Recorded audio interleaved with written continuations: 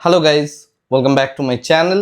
আজকের ভিডিওতে যে টপিকটা নিয়ে ডিসকাস করব সেটা হচ্ছে বর্তমান সময়ে মার্কেটের কি পরিস্থিতি রয়েছে সেই বিষয়টা নিয়ে।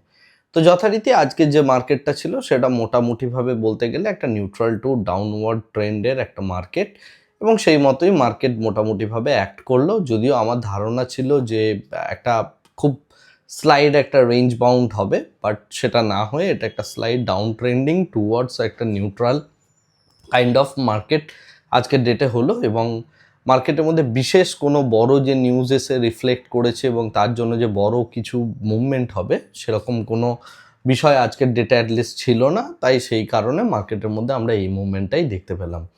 কিন্তু আজকের এই মার্কেটের পরিস্থিতির রেসপেক্টে দু তিনটে ছোটো ছোটো ইনফরমেশন আপনাদের দেওয়ার আছে, যেগুলো আগামী দিনের জন্য খুবই ইম্পর্ট্যান্ট হতে চলেছে। তো প্রথম কথাটাই হচ্ছে ইউএস ইন্ডিয়া ট্রেড ডিল নিয়ে। এই ডিলটা এখনও সাইন করা হয়নি। এই ডিলের প্রাইমারি লেভেলের যে কথাবার্তা সেগুলো মোটামুটিভাবে হয়ে গিয়েছে। তো সামনের সপ্তাহের দিকে ইউএসএ থেকে একদল ইউএসএর সব থেকে মানে কি বলবো হাই র্যাঙ্কের যে সমস্ত অফিসাররা আছেন তারা ইন্ডিয়াতে আসবেন সামনের সপ্তাহে, এবং তারপরে এই যে ট্রেড এগ্রিমেন্ট বা ট্রেড ডিল সেটা দুই পক্ষের মধ্যে সাইন করা হবে এবং তারপরে একটা জয়েন্টলি বিবৃতি দেওয়া হবে, এবং টোটাল বিলটার মধ্যে বা টোটাল এই যে ডিলটা হতে চলেছে সেই ডিলটার মধ্যে ভিতরে কি কি কন্টেন্ট রয়েছে সেই বিষয়টা সামনের উইকে জানা যাবে। সুতরাং সেই বিষয়টা জানার পরেই আমাদের আগামী দিনের জন্য কোন কোন সেক্টরগুলো এই ইউএস ইন্ডিয়া ট্রেড ডিলের প্রভাবে মানে আগামী দিনে গতি পেতে চলেছে, কোন সমস্ত সেক্টরের মধ্যে একটা ডাউন ট্রেন্ড আসতে পারে, সেই বিষয়গুলো সমস্ত কিছু আমরা আগামী সপ্তাহে জানতে পারবো এবং যথেষ্ট ডিটেলসে জানতে পারবো।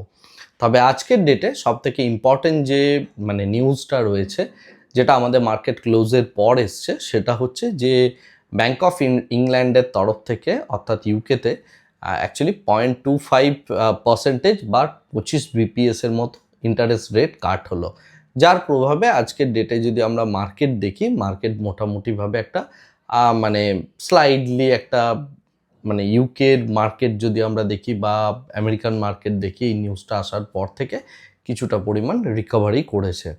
এবং উল্টো দিক থেকে দেখতে গেলে গোল্ড এবং সিলভারের মধ্যে রীতিমতো একটা মানে ডাউন ট্রেন্ড বা একটা ফল আজকের ডেটে দেখা গেল। কিন্তু সব থেকে ইম্পর্টেন্ট নিউজ যেটা, সেটা হচ্ছে এপস্টিন ফাইল, যেটা ধরে পুরো পৃথিবী এই মুহূর্তে উত্তাল, এবং প্রত্যেকেই আমরা দেখতে পাচ্ছি যে এপস্টিন আইল্যান্ডের মধ্যে কি কি ঘটনাগুলো ঘটেছিল, কিভাবে হয়েছিল।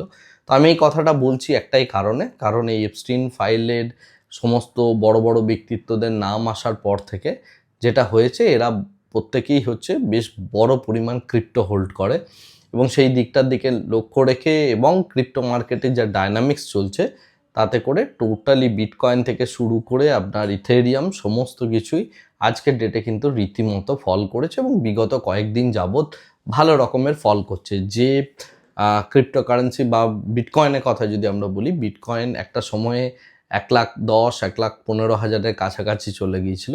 আজকের ডেটে সেটা 70,000-এর কাছাকাছি রয়েছে, রাইট? সেটা আরও হয়তো আগামী দিনে আরও ডাউনফল দেখাতে পারে বিটকয়েনের মধ্যে। তো যেটা ইম্পর্টেন্ট বিষয় সেটা হচ্ছে এই মুহূর্তে এই সমস্ত নিউজগুলোই মার্কেটের মধ্যে অ্যাক্ট হচ্ছে। বিশেষ কোনো বড় নিউজ এই মুহূর্তে নেই। ডেফিনেটলি এটা একটা কোয়ার্টারলি রেজাল্টের সিজন, যে কারণে প্রচুর কোম্পানি মানে কোয়ার্টারলি রেজাল্ট বেরোচ্ছে। সেই হিসাবে কোম্পানি স্পেসিফিক মুভমেন্ট আমরা দেখতে পাচ্ছি, কিন্তু এছাড়া পুরো মার্কেটটাকে মানে পুরো মার্কেটে অ্যাক্ট করার মতো সেরকম কোনো ইম্পর্টেন্ট নিউজ আজকের ডেটে ছিল না।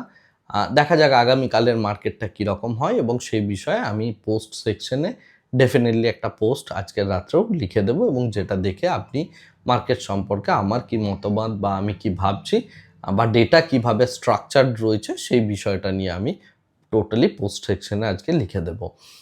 আজকের এই ভিডিওটাকে আর এর থেকে বেশি দীর্ঘায়িত করছি না, ভিডিওটা এই জায়গাতেই স্টপ করছি। Thank you very much, bye bye, tata.